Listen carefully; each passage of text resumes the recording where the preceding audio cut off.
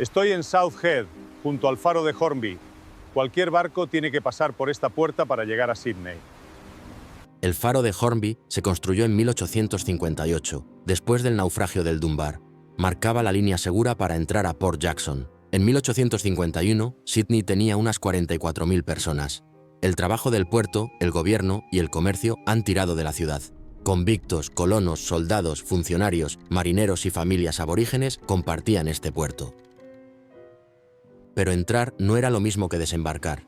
Si un barco llegaba con enfermos, lo podían parar antes del muelle, por ley y por miedo. Desde este cabo, la siguiente parada es North Head, donde llegar puede convertirse en esperar a la fuerza. North Head se convirtió en la estación de cuarentena de la colonia en 1832. Era como el filtro de enfermedades de Sydney. La detención solía durar semanas. Según los archivos nacionales, la cuarentena ha sido de unas 3 semanas de media. A los pasajeros sospechosos los separaban y los revisaban. Los dejaban en tierra mientras limpiaban los barcos. Ese retraso protegía la ciudad, sí, pero también congelaba sueldos, planes y los horarios de la carga ahí mismo, en el puerto. La gente esperaba sin una fecha clara, lo bastante bien para quedarse, pero no lo bastante para bajar a tierra. Y cuando por fin llegaba el permiso, no era una bienvenida, era el visto bueno para entrar en la economía del puerto. Sydney Cove se abre delante de nosotros, botes, carretas y gritos por todos lados, la orilla atascada. Circular Quay se reconstruyó entre 1837 y 1844 con rellenos de tierra. Los nuevos muelles han fijado dónde podía tocar el comercio. Y aquí se levantó la aduana en 1844-1845, para que la carga se cruzara primero con los funcionarios, antes que con el mercado. Los estibadores cargaban barriles y fardos al hombro. Los empleados contaban y medían y paraban todo lo que llegaba sin declarar. La lana mandaba en las exportaciones y las importaciones, té, azúcar, herramientas, se marcaban por cuándo llegaban y por los aranceles. Cada control movía el precio. Si una caja quedaba retenida, había menos producto, el crédito se apretaba y los puestos subían los precios. Los hombres peleaban por un jornal. Un barco que llegaba tarde podía inundar de mano de obra, bajar el pago y encender broncas. Por el muelle, el chisme iba más rápido que los libros. ¿Quién tenía enchufe? ¿A quién multaban? ¿A quién le bloqueaban la carga? Y escuchas un rumor. Un barco está retenido por enfermedad. Pero aún así, algunos paquetes han llegado a The Rocks de noche. Nadie lo prueba, pero encaja. Las reglas crean cuellos de botella, y los cuellos de botella pagan atajos. Si existen atajos, alguien cobra. Y ahora, la pregunta es, ¿dónde se nota ese dinero, si es que se nota? Vamos a la aduana. Ahí es donde Sydney decide qué entra, qué espera y qué sale más caro. La aduana es el punto de control del puerto. Los agentes deciden qué pasa, qué se queda esperando y qué paga. Estoy aquí fuera de la aduana. Aquí es donde una carga se convierte en un costo nuevo que le llega a cada casa. Measure this crate. Checking the stencils. Weights are balanced, market confirmed. Ya para los años 1840, en la aduana hacían controles diarios, manifiestos, medidas, aranceles, decomisos, alcohol, tabaco, azúcar, té. Todo eso entraba con impuestos, financiaba la colonia, pero también subía los precios tierra adentro. Los comerciantes tiraban de avales y de almacenes. La mercancía quedaba bajo llave hasta que se pagaba el impuesto o cuadraban los papeles. Y justo en ese hueco empezaba el negocio sin registrar. Pagar después, esconder una caja o bajarla en otro sitio, fuera del muelle. Caminas 10 minutos hasta The Rocks y ves el mismo sistema, pero contado con sueldos y comidas. The Rocks estaba pegado a los muelles, callejones estrechos, pensiones, talleres, y el agua se llevaba en cubos. Los hombres hacían cola para trabajos por día. La llegada de un solo barco podía bajar la tarifa metiendo más manos en la fila. En cuartos llenos se pegaban las toses, y con el drenaje malo, el calor del verano se convertía en enfermedad y días de trabajo perdidos. La policía patrullaba los callejones. Una multa por desorden podía costar más que las monedas que te sobraban en toda una semana. Por eso la gente se pasaba datos. ¿Qué capataz contrata bien? ¿Qué pub fía? ¿Y a quién no conviene cruzarse de noche? En este barrio, perder un día significa comer menos, Y pagar tarde el alquiler puede terminar en desahucio. Aquí las reglas se sienten personales, porque te llegan como tasas, inspecciones y horas que no controlas. Corre un rumor. Barquitas descargan en calas de noche y, al amanecer, los barriles vuelven a aparecer limpios. Y cuando venían las redadas, muchas veces caían primero sobre los vendedores más pobres, no sobre los contrabandistas grandes. El siguiente engranaje es Hyde Park Barracks. Se construyó en 1819 para alojar a convictos hombres bajo una rutina estricta. Los formaban, los asignaban a cuadrillas y los marchaban a los trabajos. La ciudad tenía mano de obra a la orden. Aquí la cadena se ve clarita. Aduanas controla mercancías, The Rock siente el golpe y los barracones controlan el trabajo. Ahora vamos más arriba, a las oficinas donde se hacen estas reglas y donde se deciden las disputas. Estoy en el Parliament House, en Macquarie Street. Lo que se decide aquí termina llegando hasta los muelles. Desde 1829, una sala de aquí ha servido como la primera cámara del Consejo Legislativo. Las leyes arrancaban como actas y notas. Desde esta esquina, la política se vuelve costo. Impuestos, permisos, patrullas y quién consigue trabajo. Si llegas sin ahorros ni contactos, una regla nueva te puede decidir la semana de un día para otro. Un arancel, un permiso, una orden de patrulla. En papel se ve limpito. En la calle te mueve los precios. Caminas hacia los viejos tribunales. El Supreme Court existe desde 1823 para aplicar las reglas día tras día.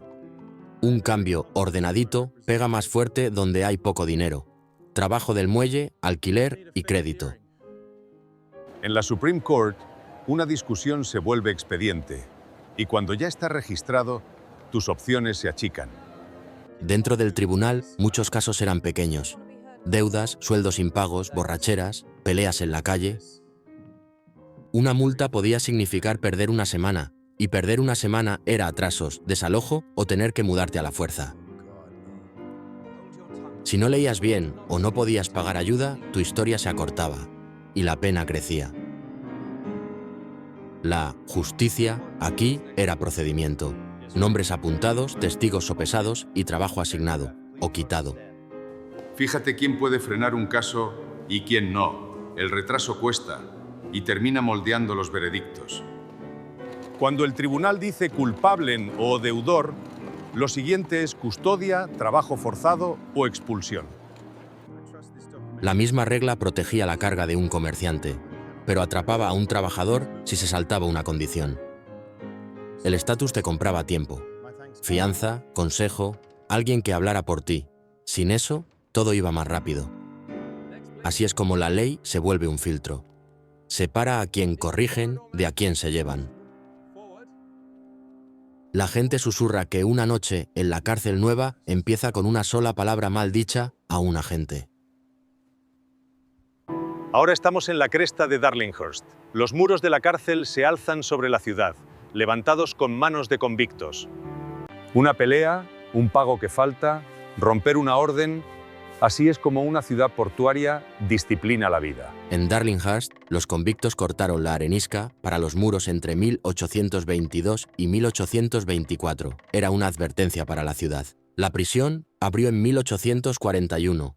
Para entonces, una deuda o una pelea podía terminar en esta puerta. Después de la cárcel de Darlinghurst, saltamos al Sydney de finales del 19. El QEB ha juntado el comercio bajo un mismo techo. El QVB se levantó en George Street. Lo construyeron entre 1893 y 1898 bajo George McRae. Un gran mercado cubierto reemplazó los puestos al aire libre. Dentro, los puestos y escaparates convertían lo importado en estatus. Los precios seguían el barco y los impuestos. Los dependientes anotaban ventas, los chicos cargaban paquetes. Para muchas familias, los precios semanales decidían la cena y el alquiler. St. Mary's fue creciendo a medida que llegaba más gente. Los lazos de parroquia daban contactos, ayuda con comida y pistas de trabajo. La primera iglesia se quemó en 1865 y la catedral actual empezó cuando colocaron la primera piedra en 1868. Wardell la diseñó a lo grande, y que tardara tanto en levantarse muestra cómo las donaciones y la política iban marcando el uso del terreno. En estas escaleras, la gente se pasaba direcciones y referencias. La catedral funcionaba como una red para encontrar curro. Un recién llegado me contó que miraba este rincón para sacar el nombre de un capataz antes de gastarse su último chelín. Vamos hacia el GPO, porque las noticias más rápidas cambian los mercados. A veces, antes de que llegue la verdad. El correo rápido cambió la contratación. Un aviso podía llevarse a los hombres al muelle o dejarlos sin nada antes del mediodía. Nueva Gales del Sur abrió líneas de telégrafo en 1858. Los mensajes le ganaban a cualquier mensajero a caballo o a pie. El GPO fue creciendo desde 1866 bajo James Barnett. Ya a finales de siglo conectaba correo, pedidos y telégrafo. Los comerciantes cuadraban entregas, la policía cuadraba patrullas, y cuando los mensajes iban más rápido, los errores también corrían. Look at these La counters. gente oía un Sydney's telegrama y nervous salía system corriendo. in line. Harina, carbón, botas. Las compras en estampida empezaban antes de tener pruebas. Esa presión creó un mercado nuevo. Quien controlaba la información podía subir el miedo o calmarlo. Incluso la noticia oficial pasaba por intermediarios. Empleados, recaderos, taberneros, capataces del muelle. Así que un solo mensaje podía favorecer a un comerciante con crédito y castigar a un trabajador que vivía al día. Ahora subimos al observatorio, donde barcos y oficinas empiezan a usar una hora oficial. Cuando todos comparten la hora, los horarios se aprietan. La ciudad puede castigar la tardanza y perdonarla a los que tienen contactos. Desde el GPO subimos a Observatory Hill, porque los puertos funcionan con una hora compartida, no a ojo. Sydney ya iba sincronizada por papel y por cable, pero los beneficios no caían igual en todas las calles. El Observatorio de Sydney se construyó entre 1857 y 1859 en Observatory Hill, por encima de los muelles y los almacenes. Los barcos necesitaban la longitud. Con la hora exacta se reajustaban los cronómetros, así que el puerto pedía una señal pública.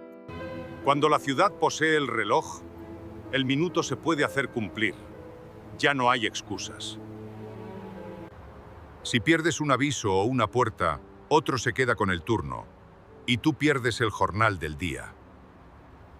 Con esa caída se estandarizó el comercio.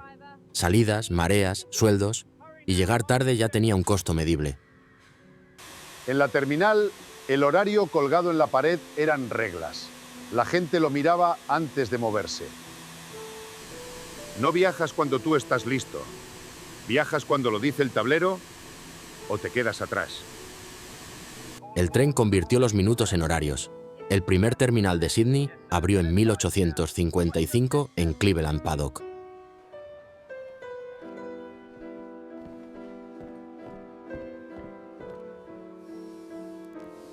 En el mismo lugar abrieron una terminal más grande en 1874 y los viajeros la llamaban Redfern desde hace mucho. Los horarios impresos fueron tirando el trabajo hacia adentro. Oficinistas, obreros, carga, todo sincronizado por horas. Con más trenes se llenaban las entradas.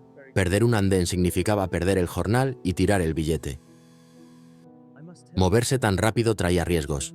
Líos en las avalanchas, paquetes aplastados y accidentes cerca de las vías. El tren movió el poder. Las empresas podían prever el abastecimiento mientras los jornaleros esperaban el próximo llamado. En las filas, la gente se pasaba avisos. ¿Qué puerta cerraba antes? ¿Qué guardia aceptaba una monedita sin hacer ruido? Para ver qué hace este ritmo fuera de las vías, nos metemos en Centennial Park, un espacio público planificado. No había pruebas, pero cuando el alquiler vence, un retraso pequeño se siente personal. Así que la historia se pegaba y se endurecía. Centennial Park abrió el 26 de enero de 1888 por el centenario de NSW y lo vendían como el Parque del Pueblo. Sir Henry Parkes lo inauguró. Las avenidas y los céspedes mostraban una ciudad lo bastante segura como para parar un rato. Los nuevos relojes y los trenes se ven muy ordenados. En The Rocks miramos quién pagó primero por ese orden.